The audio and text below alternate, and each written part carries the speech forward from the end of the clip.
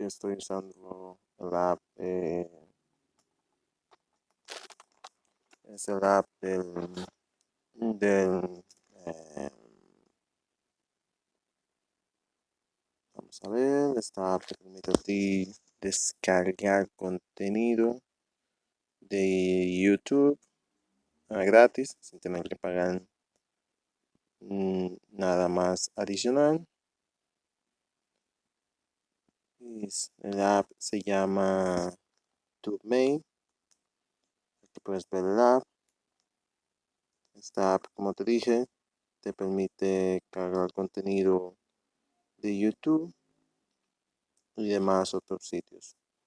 Puedes usarla, es una app alterna de YouTube.